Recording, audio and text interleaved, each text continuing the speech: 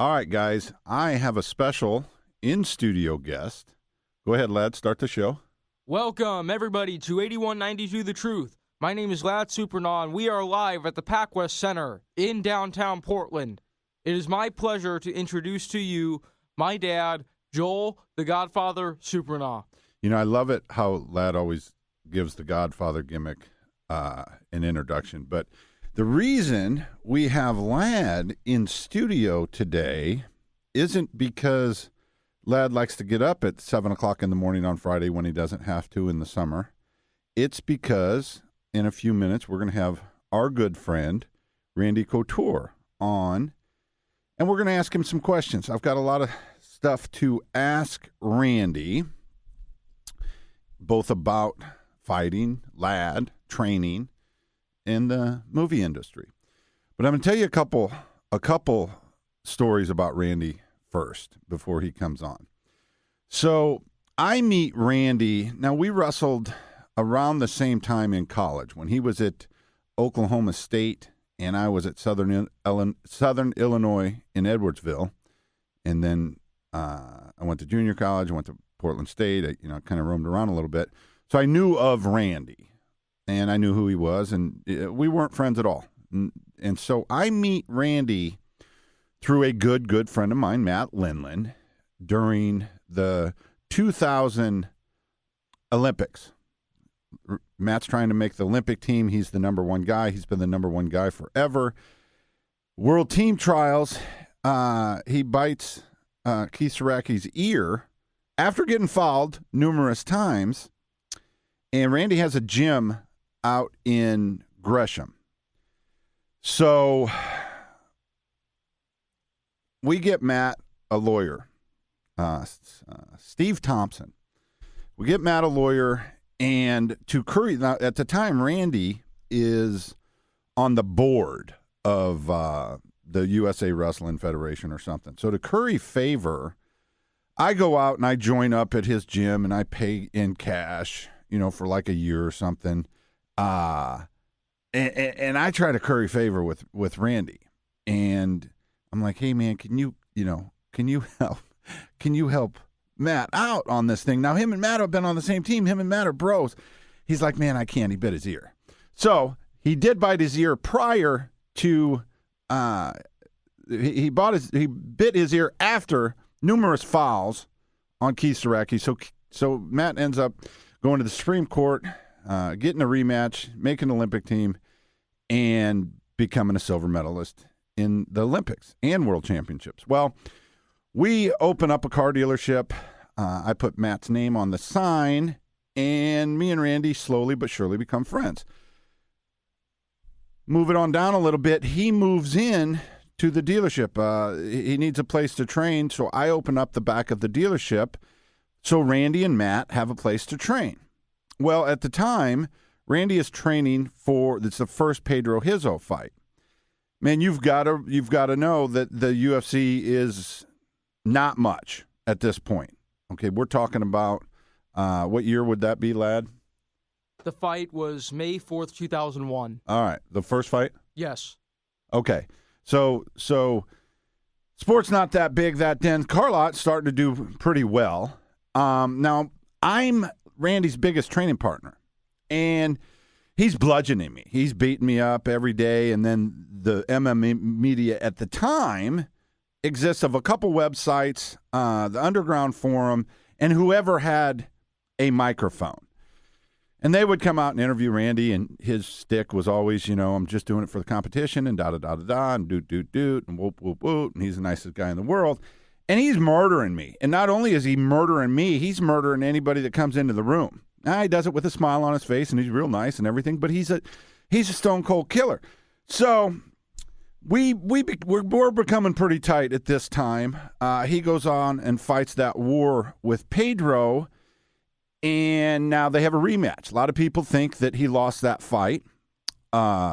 He shucked his shoulders at the end of the fight like, I didn't know either. Well, I think he won that fight with the last-second takedown, to tell you the truth, and I'll swear by it. So anyway, he's now the underdog again against Pedro, and they're going to fight in Las Vegas for the first time.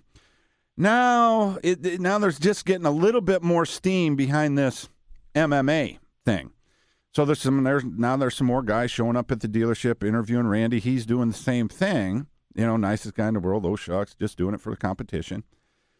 And he just gets done probably beating me up. I don't know, or somebody else. He just gets done with the workout, bludgeoning anybody in the building, and somebody's interviewing him.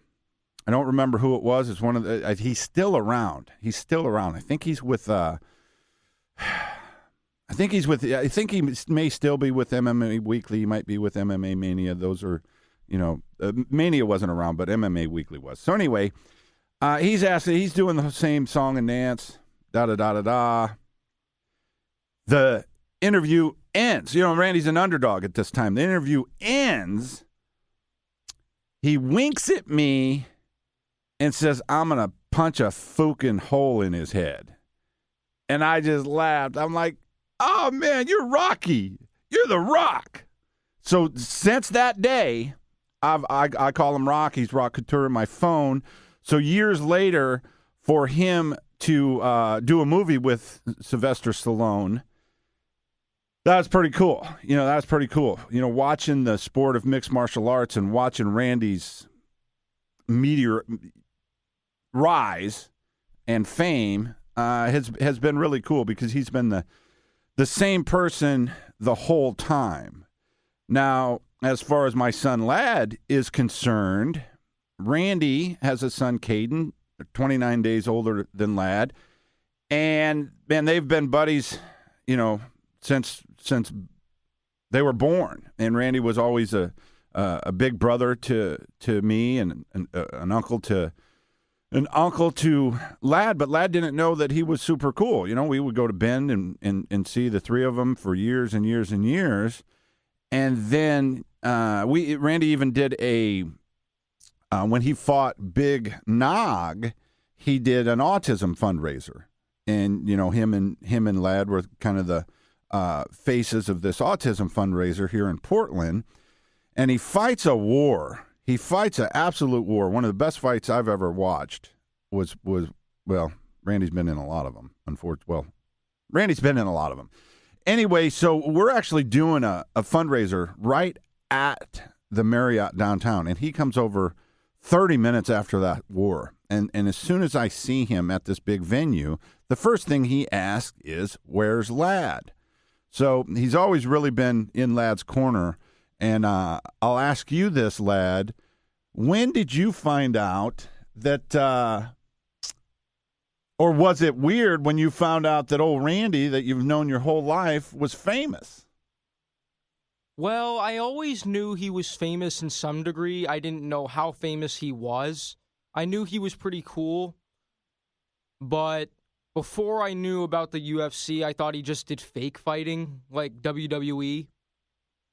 But when I was around 10 years old, I watched a documentary about him. For some reason, I looked up his name, and then I found a documentary about him, about when he wrestled in the Olympics, and a biography about him up until when he fought Gabriel Gonzaga. And I was just like, wow, I can't believe that this guy, I've known him my whole life, and he was like a casual friend. And the next time I saw Randy, I was obviously a bit starstruck, but still like, hey, you're my bro. Yeah. So yeah, it's been pretty interesting watching that through your dad's eyes. Watching, you becoming a fan of mixed martial arts, and as soon as you picking it up, it just so happens that some legends of the sport are actually. You're real friends. So that's been pretty cool. It's always been really awesome. Randy's always had Ladd's back, in terms of if I ever had any, still to this day, I'm going to ask him some questions today that Ladd's struggling with training. Thank God it's a training issue. But he's just always been there for us. Love the guy. And we'll have him on the show here in a few minutes. I think that is him right now. Let me get over to him. All right, we seem to have lost Mr. Couture. I will check this phone every second and shoot back over to him if he calls in. He's in Washington, D.C., and he's been there for a minute because it is the 13th today, and on the 4th of July, him and his gal, Mindy, were at the White House. So I definitely want to ask him about the White House. Me and Ladd have some questions for him, but in case something went wrong with old RC out there in D.C., the show must go on. So I did not talk about the UFC the other day on the podcast. I planned on talking about it today, and I've got a huge fan with me in Mr. Ladd Supernaw. Ladd, what was your... I know we were both really, really disappointed that our guy Stipe lost, but what was your biggest surprise of that event? Even though that Michael Chiesa missed weight, I thought that he was going to out-grapple Pettis, and I thought he was either going to submit him or out-grapple him by a decision. Pettis really showed off the Pettis that we saw when he was a champion and in the WEC. He said he went back to using his jiu-jitsu. He was too focused on defending takedowns too much, he said. That's a great point, Ladd. I tell you, that is a very, very confident young man.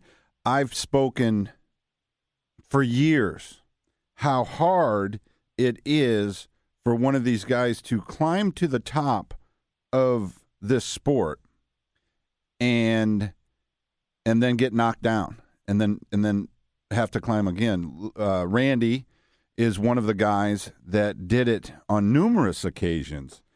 And that is why, if they're ever talking about the greatest of all time, you have to have Randy in that conversation. That's not just because he is going to call in today or not, or the show was going to majorly going to be about him. It's just because it's true. I think that Anthony Pettis, and confidence is the thing. Confidence, when the guys are as good as they are, man, confidence is everything. And I told you guys on Wednesday on the podcast that somebody quit.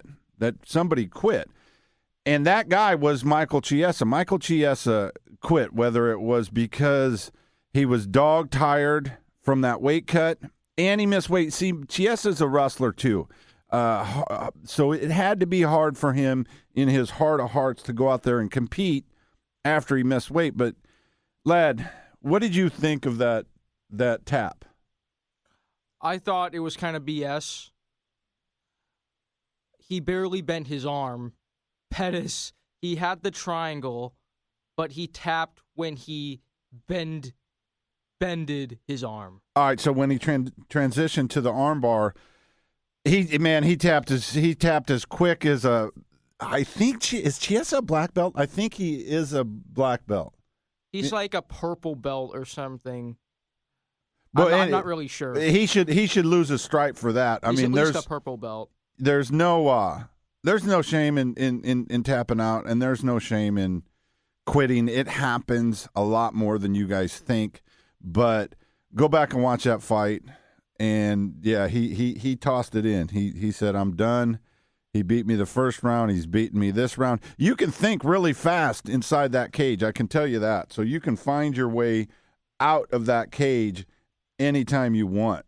So I love that Pettis won that fight. I tell you, fight of the night for me was probably Mike Perry versus Paul Felder. Yeah, exactly. I love that fight. The fact that Felder fought the majority of the fight with a broken arm, I'd love to see that fight again. I'd love to see that fight again. I'd love to see that fight for 5 rounds. Yeah, I would too. I thought Perry deserved the nod. Perry overall did more damage than Felder did.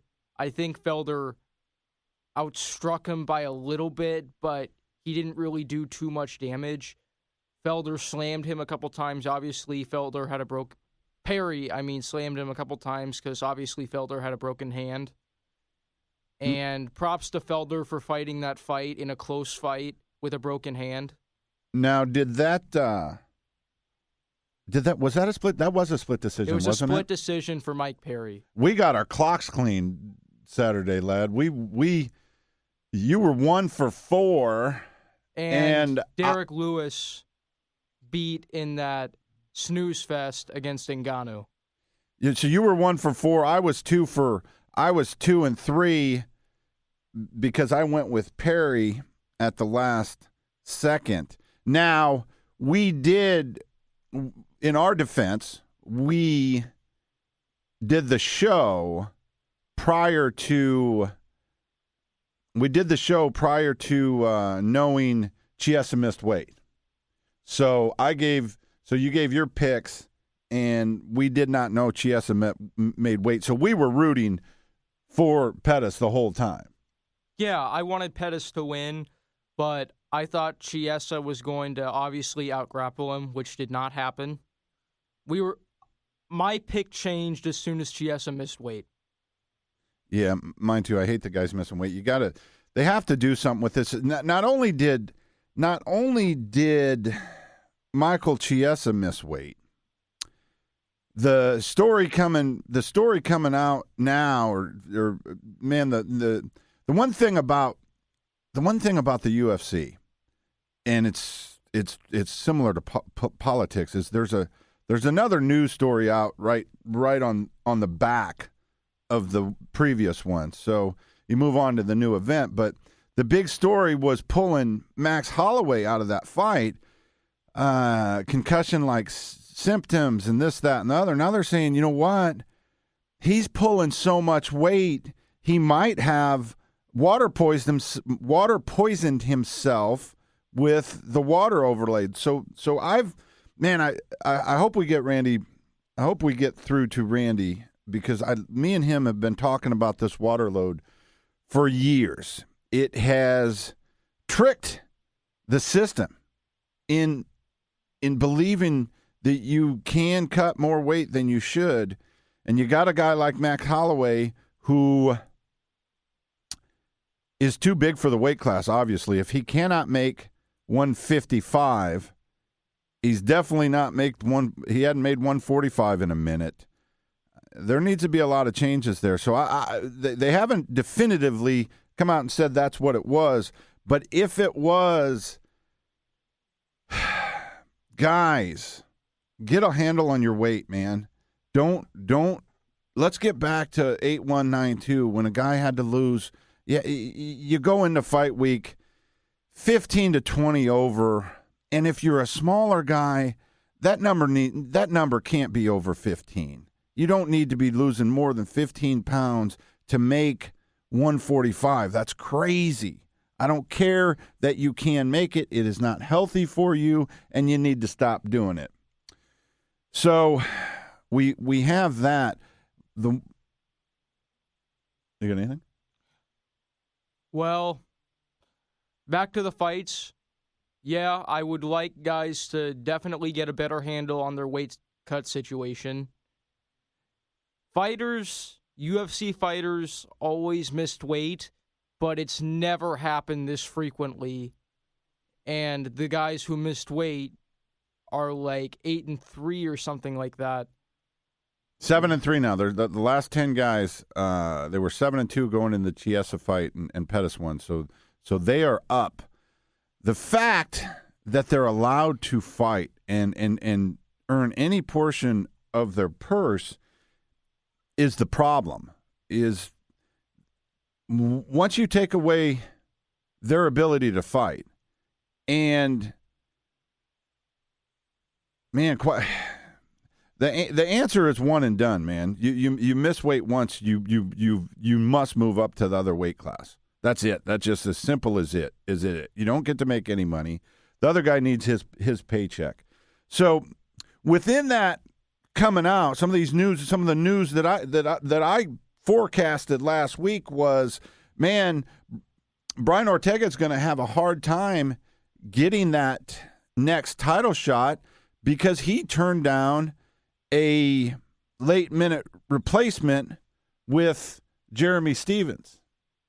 Yeah, that's a tough call. There used to be a lot of saying when Chael and Randy fought, it was always fighters would step up anywhere, anytime, and it was very rare for fighters to say, "Oh, I'm not ready for a title shot. Oh, I'm injured, this and that." When especially Randy fought, Chael might be different a little bit, but Randy and Chael has never turned down a fight, and none of the members of Team Quest did. Only Danny did when he had a knee injury. Yep, Danny did one time. He had an injury. Well, we got to give Ortega a little break because it is a little bit different being there, only having 2 days notice. Had he said yes, he would have been in the good graces of the UFC, where that's the only place to be. If you are a UFC fighter and you are not in the good graces of the UFC, ooh, buddy, you're going to be struggling with it. So he went from being in the good graces to the UFC to not being in the good graces of the UFC, and all he had to do was say yes. Little disappointing on my end because he received a late-minute fight for Frankie Edgar. Frankie Edgar did not need to take that fight. He took that fight. He lost, and that gave Ortega took the shine away from Frankie and kicked him out. Well, there's nothing. Nobody knows if Stephens would have made weight before. Hindsight's 2020. Turns out Frankie wasn't in the picture because he wasn't even cleared by a doctor to fight. So Frankie's in the clear. Jeremy Stephens says, yes, that means Jeremy Stephens is the next person to fight for that title. Who does he fight against? Is it Frankie Edgar? Or is it Brian Ortega? I think Stephens has done really well in his last 3 fights. And I would not mind seeing Stephens fight Brian Ortega. I think it'd be an interesting fight. I think that Ortega would submit him, but Stephens always has a puncher's chance, and he can, no matter how good your chin is, you're going to go to sleep when one of those kicks or punches lands of Jeremy Stephens. All right, so my question is who does he fight next? Does he? I think it's a foregone conclusion that old Maxie is going to be out for a while. They need to figure out a couple things. A, health-wise, what's going on with him? B, can he make that weight? It is such a shame that happened, but thank God they pulled him from the fight, and they did that for their fighter, and I spoke on that last week. Thank God for that. Then you got a guy like Michael Chiesa coming out publicly after he quits. Michael, you quit. We're both wrestlers. I watched you quit. You know you quit. Coming out and saying, yeah, man, that weight cut was so bad, I literally thought I was going to die. Oh, my goodness. That is the dumbest thing you could possibly say. It doesn't matter to me. I'm just a fan. I'd rather these weight classes start being a little bit more controlled, where guys I mean, you got a guy like Romero. What's Romero's first name, lad? Yoel. All right, Yoel. My name's Joel. I couldn't remember that. All right. So Yoel Romero misses weight 2 times in a row for title fights. Declares himself the people's champion, and he, along with many other people, try to swaggerjack DC's win. He's now he wants to fight DC for the 205-pound title. Well, DC just won the heavyweight championship. They've brought in Brock Lesnar.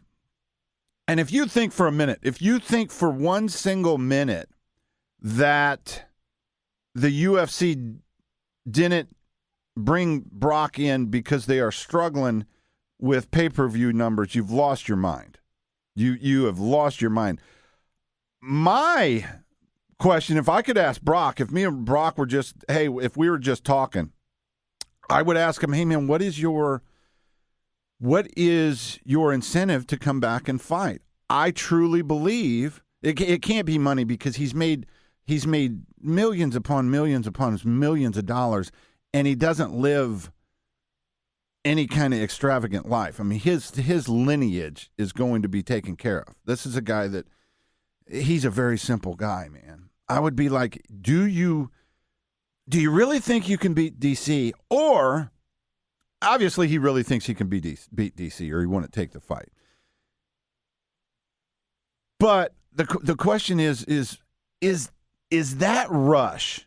Is that rush that you get from making that walk, is it so much higher and more extreme than the WWE? Is that what you're searching for? That's what interests me. Everybody's going crazy about, man, me and Ladd were sad that Stipe lost. Yeah, we were. It was disappointing. Good for DC. I personally thought Stipe was winning the fight. Stipe took DC down, and he stunned DC a couple times with some good shots. But DC also connected with a couple uppercuts and punches before, obviously, he got caught and he got knocked out. Yeah, I think we were looking at a great fight. But the thing is it was Brock was the cherry on the snow cone, on the ice cream cone for either one of those guys. If Stipe wins, Stipe gets that fight. If DC wins, DC gets that fight, and DC's got that fight. So now everybody wants to come in and swagger jack DC's accomplishments. John Jones, listen, man, there's one time in your life that you need to wear it and shut your mouth. And Malky, your mouthpiece, there's a time for you to shut your mouth too, and it's right now. You guys are suspended for the second time by USADA. John Jones could end up with being suspended for 4 years.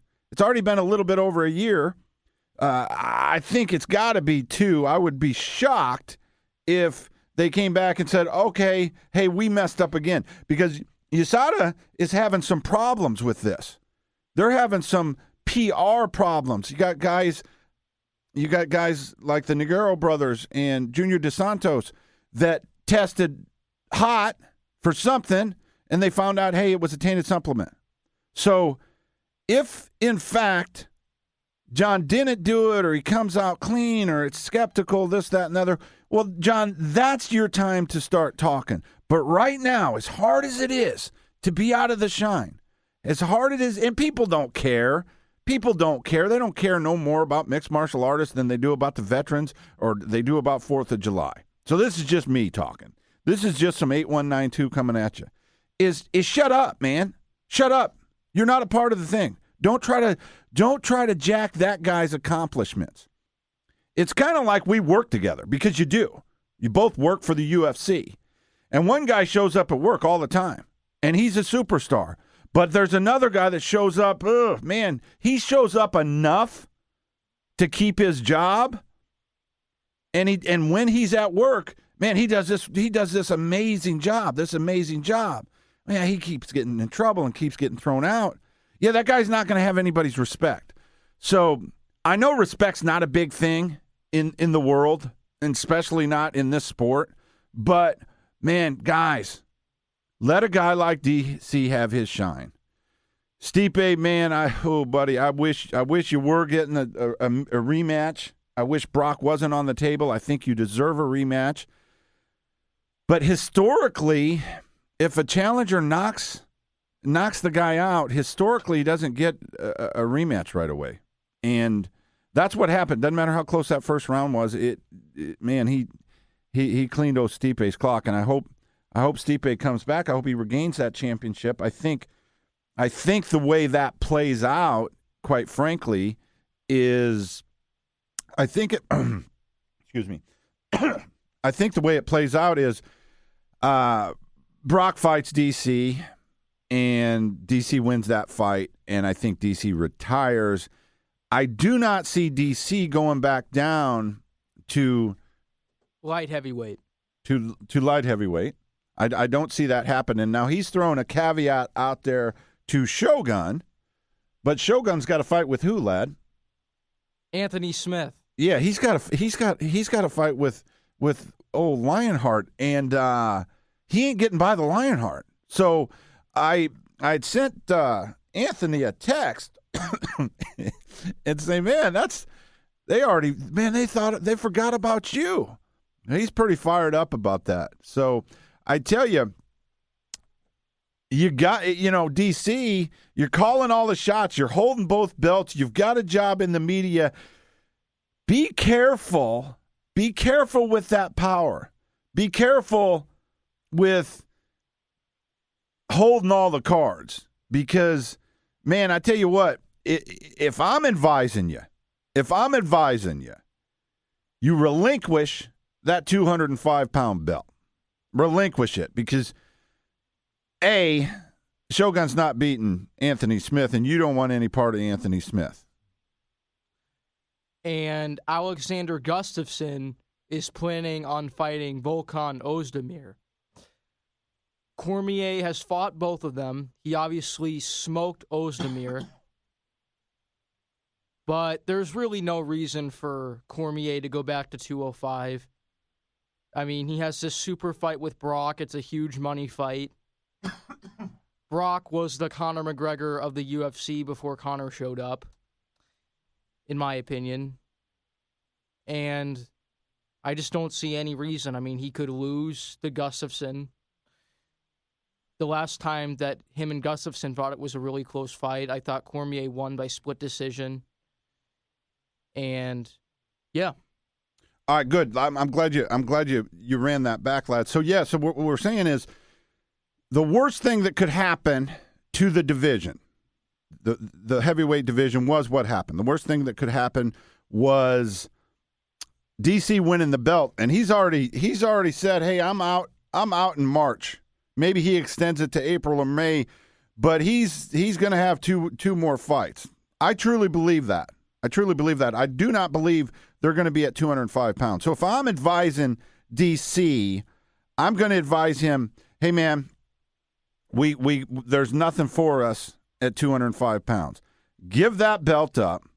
If in fact, John Jones, by some miracle, can fight in the first part of 2019, well, then you make John fight for an interim title or whoever the interim champ is or whoever the new champ is.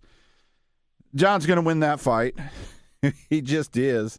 And then you guys can fight again. But yeah, I would say leave that alone. Leave that John Jones thing alone. I don't think I know you want to beat him, but I would stay away from that.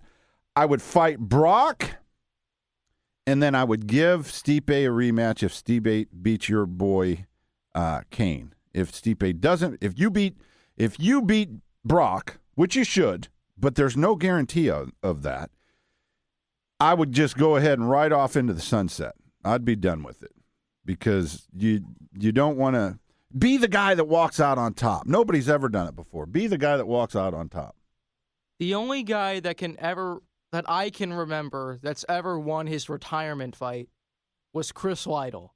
And Chris Lytle was never a top UFC contender. He was like maybe top 5 at one point when the UFC was still going up.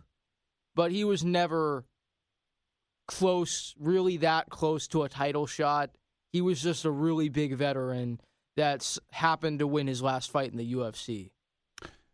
Yeah, I'd like to see DC go out on top. That heavyweight division, I mean, they did put on a stinker. Brock came in and stole the show at the perfect time.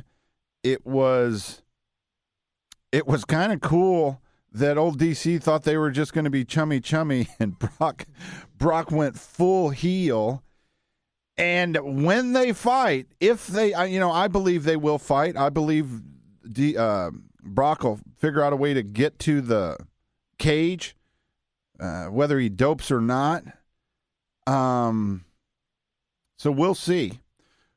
So we'll be going to Kevin. I'm going to apologize, guys. We'll have Randy on. I'm sure we'll have him on next week. Obviously, he's in an airport or somebody cooler than me popped up. But we'll have him on next week. Lad had a bunch of questions for him. We will save these questions. I tell you, the biggest thing that's going on this summer, in our life is Lad's training twice a day, sometimes 3 times a day. And boy, is he wearing it. The first couple weeks, he's always been very active. But wouldn't you say you're on a new level right now? Most certainly. And you were getting worn down a little bit last week. I kind of feel some confidence growing in you that you're like, well, this is actually working. I'm going to go ahead and wear it. Yeah, I think I have some more confidence. I certainly don't want to be some sissy and say, oh, I quit at this program because it's so hard and all that stuff. But it is working. I've seen a lot of changes. I'm obviously starting wrestling. I go to practice 4 days a week at my school in the summer, even though it's summertime. And I'm seeing changes and improvements. I've seen changes in my body, and I've seen changes in my strength. So why stop improving? Yeah, that's right. I could not. How does this work? Alpha wants to connect to this machine. Click OK if disconnected. All right. I couldn't. I'm sorry, I had a technical difficulty there. I couldn't be any prouder of you than I am for a lot of different reasons. I mean, you're a different. We've always been athletic and we've always been working out and stuff, but this training program you're on is really, really high level. It really is. So even though there's some kids most of the kids are way farther advanced than you in the wrestling, you're just starting. That's natural. Nobody's working any harder than you. The only person that could possibly be working any harder than you is the Sean Harmon kid, who is one of the best junior wrestlers in the whole nation. He's at Fargo, North Dakota, trying to win a championship. So the big thing with Lad is controlling his breathing, and we wanted to talk to Randy about that. We will talk to him about it this next week, but let's get over to Brother Sin, and we'll have RC on for you guys next week. All right, Kevin, are you on? You got the group? Is that you, Brother Sin? You know damn well it is. All right, brother. So Lad's in studio. We got up this morning. He was excited about RC coming on the show, and something happened with RC in D.C. He's in Washington, D.C. He was at the White House on the 4th of July, and I told him to try and do a version of the Mile High Club and join the White House Club with his gal. So I was interested to see if he took my advice, because I mean that right there is bucket list stuff. So we have Lad in studio, and I have to tell Lad something right now that he does not know, that Brother Sin and Tong Po are gonna fight. What? Yeah, Brother Sin. Before 2019, if Davenport doesn't have a heart attack and can get to 235 pounds, they're going to fight. Brother Sin's going to make his professional mixed martial arts debut against Davenport. Who are you picking on that one, Lad? Wow. Both really good friends. I would be happy to see Kevin pull it off. Ooh! But don't say but. Go with your heart. Who's it going to be? Who you choose? Who? If okay, I'm going to corner one of them, and you're going to corner the other one. Who are you cornering? You got to tell me right now. I got to. Wow. Come on, I need it. You got to spit it out. Wow. I'm going to go with Tong Po. Oh. Tong Po is another name for dirt poor. You guys are doing great on that, by the way. So Me and Lad were kicking it around a little bit. Let's get to the callers because I know we're taking up some of their day. What do we got? Who do we got? What do we got? Let's go to Mr. Eugene, Oregon. Give us your name. Let's hear your piece. What's up? My name is John, and I just want to say it makes sense. Lad wants to corner Tong Po to give him wrong information so that Kevin will beat him. So you do your thing, Lad. And then for you, Mr. Joel, talking all that crap about Eugene, calling it a piss hole. It is. I want an apology. Never. I want an apology. Hey, listen, I'll take you to Kankakee, Illinois, which was voted like one of the worst places to live on earth. And then, but what we'll do is I'll blindfold you. And I'll take you to Kankakee, Illinois. You'll think you're in home. You'll think you're home. So listen, I'm not going to apologize for that. Eugene is a piss hole. You might live in some nice. Him, Heather, give me a minute. I'll talk to him when I get. Give me a minute, please. Okay, I'll talk to him when he comes out about the middle of the yard. What you're talking about. Okay, good. We got drama. I love drama. Yeah, no. Eugene's a piss hole. At least. Aside from, the college part of it, see, I went to the University of Kansas, and the University of Kansas is in Lawrence, Kansas. And I don't know anywhere in that whole Lawrence, Kansas is a piss hole. No, nowhere. Maybe there is, but I've never been to it. So, yeah, go on.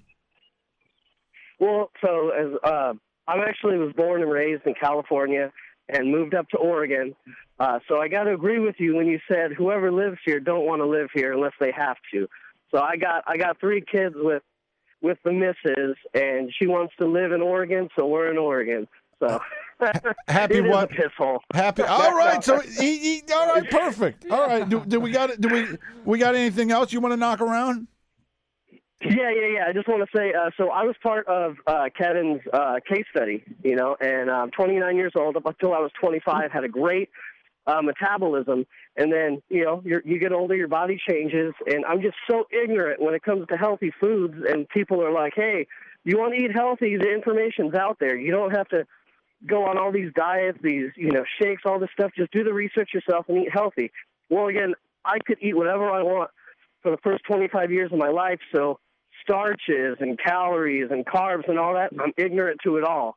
So if you got any advice to shoot my way, I'd love to take it. Me, you, Kevin, no. I don't care. Do it to Kevin because I'm not living in a glass house, brother. I'm on top of the building right now, weight-wise. So I gotta stay clear of that. I know how to do it, and it's not a physical thing on my part. It's a mental thing.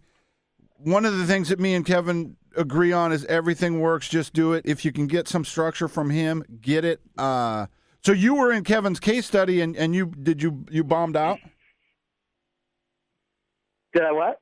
You didn't make good on you were in Kevin's click for the. Yeah, no. I stuck through it for the whole duration, but I was the guy who couldn't do any of the exercises because of my back. I hurt my back at that time. But as far as the diet goes, I stuck to it to a T. I still have all my logs too. But no, it was good. It was good. All right. Well, change starts when you decide to change, and it doesn't stop until you decide to do something else. So get with Kevin on that. He'll give you some good advice. I can't follow good advice. I can only give it. Got it. No problem. Thank you so much, Joel. All right, brother. Thank you. Yeah, so and who was that? I didn't get his name. John Van Mulligan. John Van Mulligan. All right, I've seen that name quite a bit on the Fabu. Yeah. So you say Eugene is the pistol. He's from, and if he agrees, he's from Long Beach, which has some major hood. So he's seen both sides. Isn't that where you stayed? Isn't that where you guys stayed when that debacle last year in Long Beach? Yeah. No, we stayed in Laguna. Oh, okay. What was Yeah. that? What was that debacle that we went to last year, lad?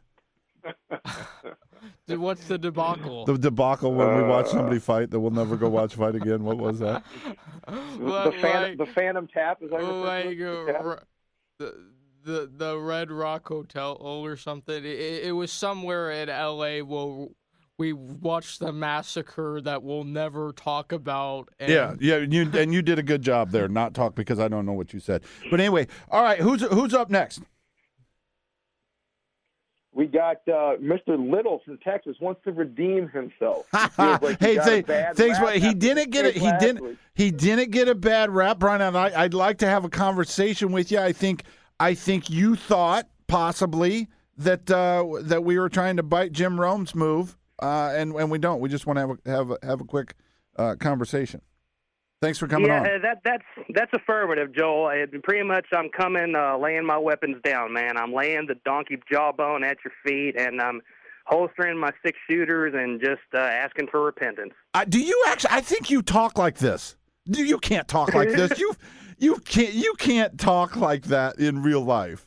Like, I mean, ADD has a way of working its way through the mouth stream, man. So I guess you can say if you listen to my podcast enough, you'll know that I can intertwine a bunch of things that mean nothing and make it into a meaningful story. But, you know, if you want, Joel, the thing I was trying to get with is just, I mean, I was hoping there would be some kind of a smack-off contest that would go on, like a bunch of talent that's out there that's just, maybe I just stirred the pot hoping they'd show up and it'd be an amazing take for all these guys. But really, I guess I can do one of two things. Either I can take you through the play-by-play and what I meant on each of those points, or No. I can, which have already been combed over, or we can go through something I like to call Texas Hold'em UFC edition.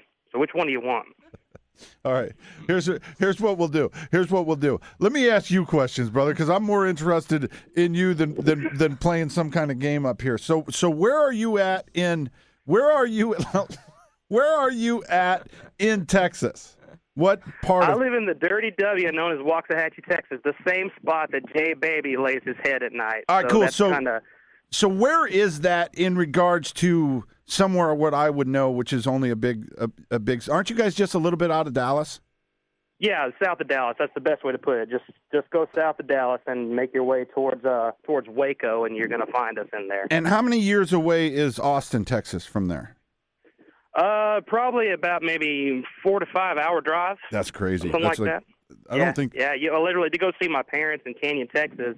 You can ask Kevin. I sent him pictures of all the wind turbines from where we were all the way to our final destination. It was about an 8-hour drive. Now I don't think there's anywhere in Oregon that would take you 5 hours to get to from one side to the other. But I do know what is the farthest. How long does it take to get through Texas? Have you ever went from one side to the other? I would say if you went all the way from one point all the way to El Paso, if you went straight from west to east, it'd be a little about 11 hours plus. Okay, Going so I nonstop. mean, Wow. Yeah. California's got a pretty long stretch too. Oh, wow. Yeah. Right. It's the longest ever. All right. So listen, So are you both a fan of mixed martial arts and the WWE? I'm definitely a UFC fan. Ever since I found out Santa Claus doesn't exist, I kind of turned a blind eye to WWE. But, I mean, I realized what they're doing in the UFC is very similar to the practices, I guess you can say best practices of the WWE, because, you know, we could have had a great moment between Stipe and Daniel Cormier in the cage.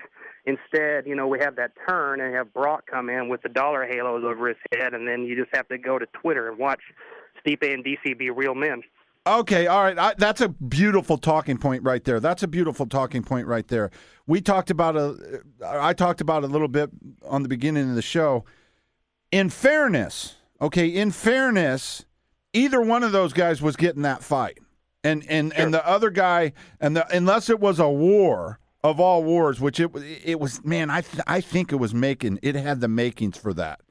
And I would love to see a rematch. I don't think we're going to see a rematch just because Daniel's put himself on a timetable. And I believe by the time that timetable runs out, he's going to have that FU money. So Sure. I think I wanted to see that too, but Brock changes the landscape of the things. One of the things that I was going to talk to Randy about today, and we didn't get a chance to, I don't know if you guys saw the pay-per-view numbers out there are anywhere from $400,000. They're speculating anywhere from $400,000 to $650,000. Did you guys see that? No, I really haven't a chance to do that, but I'm not a bit surprised.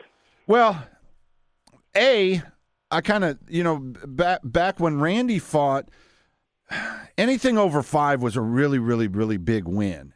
And I may be mistaken, but I think he had either 6 or 7 of them over 750.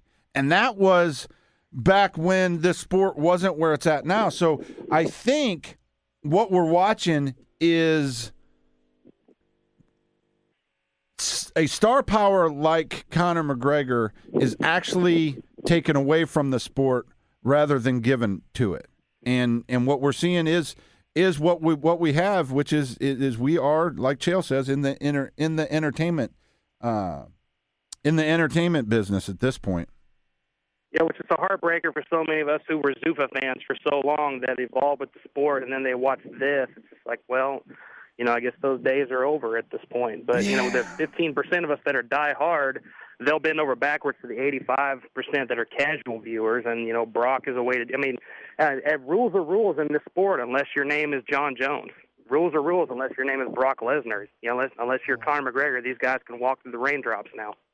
I completely understand your point on where the super fans that have been diehards, like if you used to watch Rich Franklin, Chuck Liddell, Tito Ortiz, Matt Hughes, GSP, BJ Penn, and all the greats back in the day, Randy Couture we were going to have on today, and seeing all these guys be so great and having all these fans watch them be so great, and then you watch the guys who are missing weight and trying to be like Conor McGregor, and the pay-per-view numbers dropping and are not as good as they were when those greats showed up back in the day. Okay, that's a good point, Led. So where I'm at on that is I don't care. I don't care. I think my take is, man, listen, it's the same fight. You want to see Brock fight that guy? Go fight that guy. What has happened is being a fan, I believe, is, man, we ate whatever we were fed before. Whatever they fed us, we ate. Whether that was, who was that guy that fought Tito? He actually didn't do a bad job with him. Elvis Sinasek. Yeah. That guy wasn't even a 500 fighter. So I temper my expectations in terms of what's going on, because I've had the rare opportunity to watch this sport, not from its infancy, but since 2000, pretty close, and it's just different than it ever was. The fact that guys can go to college for as long as they want, get rustled up, and then start fighting and make a living, man, that blows my mind. I would still be fighting. I'd be the guy 52 years old with, who was that guy, Travis Fulton? I'd be the Travis Fulton. Or the Ken Shamrock. No, I would not be the Ken Shamrock. That is a dog right there. So anyway, yeah, my opinion is, man, it's a cage fight, and I get it. I think the tell on this is the UFC is so hungry for star power, they are building fights with dudes that are currently suspended. Let's not miss that point, Brian. They're building fights with guys that are suspended right now, and other guys that are talking about it that shouldn't get a inkling of airtime are also suspended. John Jones, shut up. Right. Brock, you want to come and pay for a generation of DC's family to be fed? Come on and do it.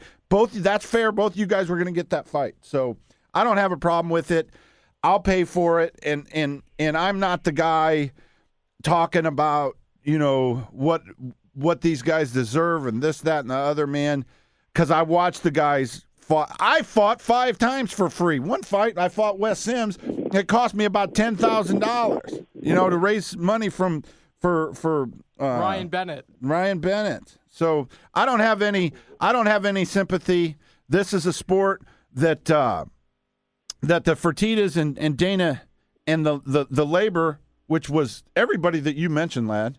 I think you left out Evan. Evan Tanner, Chuck Liddell, whatever. Yeah, that labor built this sport, and it's a shame, man. It's just like any business. You're always going to forget your labor. So. Yeah, I wish that the UFC would kind of look back to an old formula. I mean, if you take it just back a few years, this is me giving a shout out to my own in the city, the Dallas Mavericks of 2011. If you look at who went to the championship there, you got the finals with the Heat, with all the superstars on one side, and you got the team that was well correlated. And in 2011, who took home the championship? Denver? Dallas Mavericks. Was he talking about basketball? They've sucked for 7 years. It's like, well, I wish UFC would kind of look to that formula a little more. Just like build up what you're talking about, the guys who have laid the groundwork in blood and sweat and tears, like Randy, like Matt Hughes, like GSP, like Vitor, like Chael, who was the cult of personality during that time period. Chael's actually probably the guy to blame for this. Had he just went about his business, made his fights, and not truthfully, he'd have just as much in the money, and he'd have a lot more free time. He'd be off that Twitter. No, I think Chael would have won. If Chael would have followed the Randy Couture way, he would have ended up winning more matches, getting more championships, and getting paid. But no, Chael changed the business because nobody else had the character to do it. And, I think Chael passed that to Conor, and Conor took it and ran with it. Ronda was Ronda, we forget about her Frazier, man. We forget without Misha, there is no Ronda. And I've got to throw this over to Brother Sin and chat a little bit because then I got to go make some living. So you got anything to close up your end of this, Brian? Thanks for coming on again. Oh, no problem. The only two things I wanted to say real quick before I headed out was I wanted to give out a well-meaning apology to the Dos Leprechauns podcast, to Jason Hendricks, the host of all that.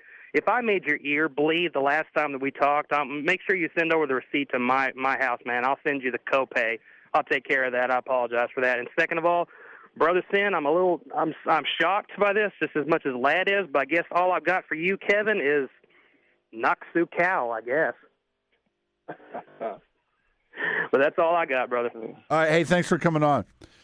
Sin, you're more than welcome. Peace. Sin, I think my true belief on this thing is I think Chuck Liddell and Tito have a better chance of fighting than we ever see the Sin versus Davenport, because quite frankly I don't think 235. I think 335 is probably closer to his wheelhouse.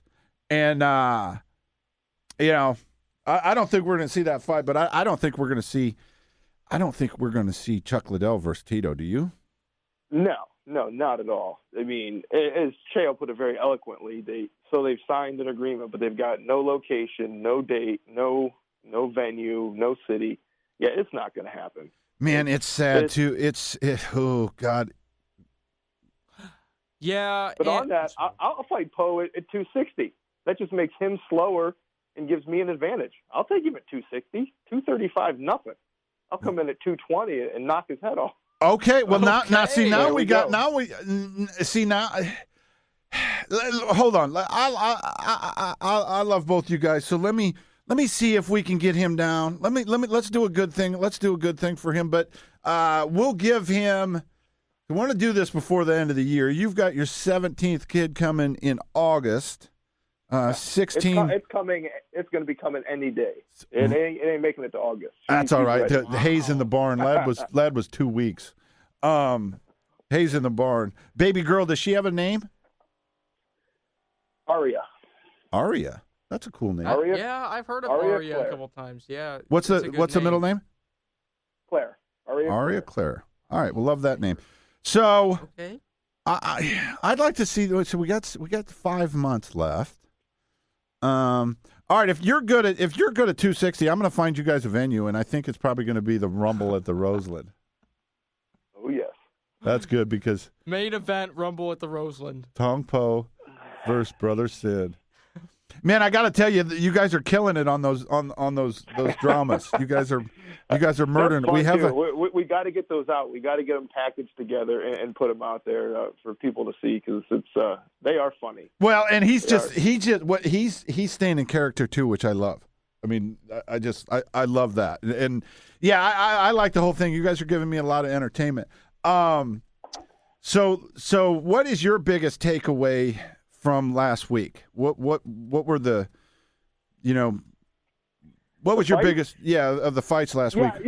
Obviously, as an Ohio guy, a Cleveland guy, I was pulling for Stipe. I'm not surprised at the result whatsoever. Cormier, he did severe damage as a heavyweight before, so that doesn't surprise me at all. The immediate rematch thing, I'm kind of surprised on that, being that he had the most defenses as anybody prior. So Brock stepping in, I understand it's a money thing. I do think Stipe will get Brock. If Brock wins that, Stipe will get the next title shot, whether DC beats Brock and steps away, retires, and it's interim. Stipe steps right back in for that. If Brock wins, I think we see Brock Stipe if John Jones isn't back in the picture. But I don't see how you keep Stipe from getting an immediate – Garbrandt's getting an immediate rematch after never defending the belt. Man, good point. TJ. And, Stipe got 3 in a row, more than any heavyweight ever, and it didn't even come up. It wasn't even a point of conversation. So I think there's definitely a case there. I don't know what I don't know what was real and what was not. Dana had mentioned some stuff that Brock just showed up and got that fight. Good for him. Obviously, there's. I don't buy that. They've got the fighter X that's been in the USADA pool for a while, and I legitimately think that is Brock. Well, here's the thing that's a miss on this is the payment. They only have to disclose what they have to disclose.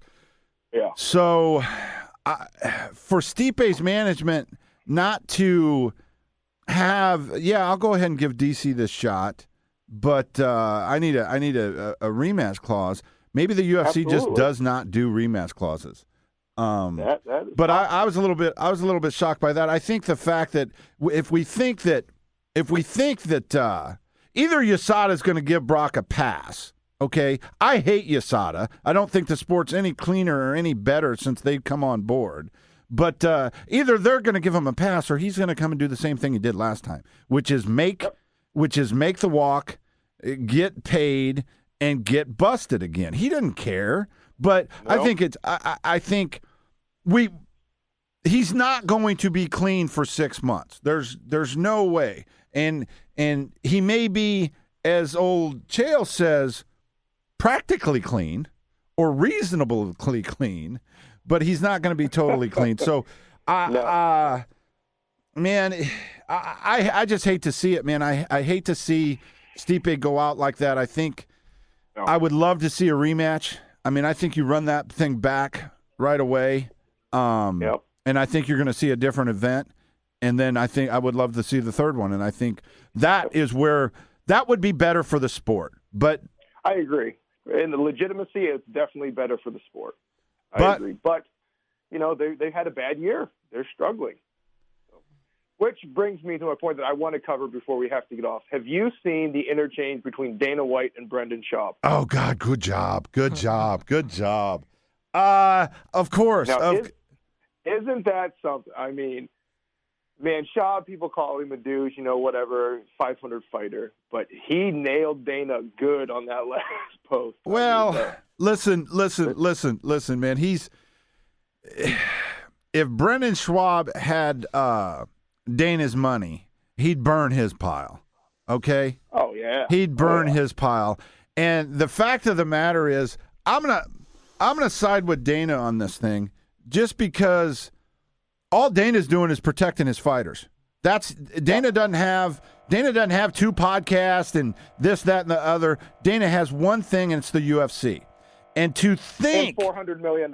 Yeah, to think that dumbass Brendan Schaub thinks that he could have done his job, but he can't do his. What do you really think, Schwab? Hey, dumb, okay? Do you really think that if Dana wanted to have 2 podcasts, they wouldn't be more successful than yours? Of course they would. Everybody wants to hear him talk. I have no idea why anybody wants to hear you talk. Fighting in the Twitter world, Yeah, whatever. Whatever. Good for you. But dipshit, you turned your back about 6 weeks ago on the guy that got you to the ball game, and that's Joe Rogan. I didn't miss that. So, you bit off more than you could chew. You've had a great run. You're rich and you're famous and you're this, that, and the other. But yeah, man, I ain't gonna back you on that. No, it's nothing else. I like it only for the ending line. Bro, that's not how Eskimo brothers do to each other. What's that mean? It means that he dated Rhonda, and it's pretty commonly known. Dana had a fling with Rhonda as she was getting in. So he's saying, watch your P's and Q's, or I'm going to spill what I know that, the casual fan may not know, and kind of turn your world, your married life upside down. Eskimo brothers is a term for two guys that have shared the same partner. Oh, okay. Well, see, let me go ahead and smarten you cats up to what Brennan is telling him. He would get stuck. Okay, Brennan would get flat stuck for a comment like that back in the 8192. But that's what's called a sneak thief. Okay, that's what's called a sneak thief. That's what's called a dry snitch. That's a flat dry snitch right there. So. Brendan Schwab and the great dry snitch. The only guy that has ever mated with anybody else. Good for you. Man, that is punk stuff right there. That is just straight punk stuff right there. Man, that's funny. That's where this Twitter world lives, man. And nobody could shut their phone off for 25 minutes. Okay? We're talking about a billionaire and a hundredaire. Who cares? Good job on your tweet, dum-dum. And the absurdity of it is it's not even a tweet. They're going back and forth on a third party's Instagram page. They've been doing it on commenting on Stylebenders' Instagram posts. So they've all been commenting on a third party's post. Well, I tell you what's that's social media. Okay, the only guy that could possibly be doping more than what's that cat's name? Brock Lesnar is the new flavor of the month. Paulo Costa. What's that guy's name, lad? Paulo Costa. Yeah. Paulo Costa. Yeah. That's not real, guys. That go ahead and go back to. He is Vitor 2.0. He is Vitor 2.0. He's Vito 2.0. He's TRT Vitor 2.0. That's right. That just, it's funny too that we keep getting caught. Like it's like Dana, man, listen, I know you like to wrap your arms around guys. I get that. But can you just sit down with the cat, okay? And say, "Hey man, do you really need to be that gassed up?" Because guess what? Do you know why? Do you know why the Godfather knows he's gassed up? Isn't because he looks like a bodybuilder. It's because after he's fighting for 4 minutes or 5 minutes, he's still fighting like a triathlete. That's why it's not the muscles, cat. So he will get popped. When and what's it ruin? Other than we don't care. Nobody cares. Just let everybody fight until their death. Yep. Yep. We don't care. And that's why, like you said, Osada is not helping because they can't catch the Brazilians. I mean, being down there, being in different territory is great. You're cleaning up the American fighters. They're doing nothing to slow down the doping of the Brazilians. So it's mute. Just I don't think it's. I don't. I mean, I think Brock's got the same chemist. I mean, it's all about. It's all about one step ahead. It's one step ahead, and they'll catch up.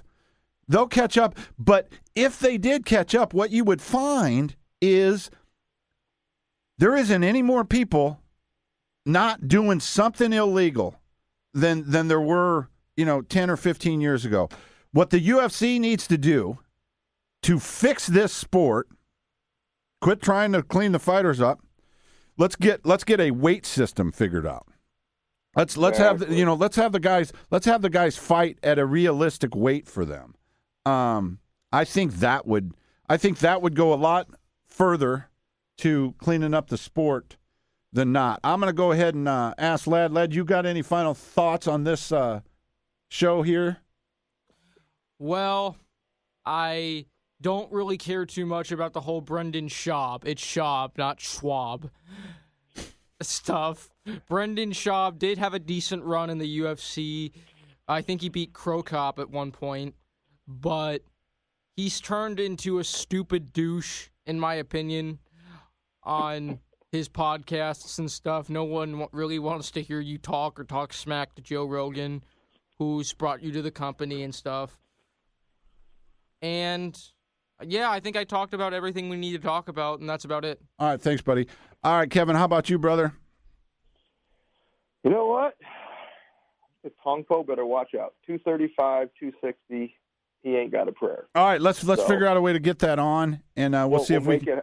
We'll make it happen. We'll see if we can have RC on last week. And I am out. Yeah. Peace, everybody. Thanks, everybody, for coming on. Thanks, Brian. Thanks, John Van Mulligan. And Lad, thank you for getting up early.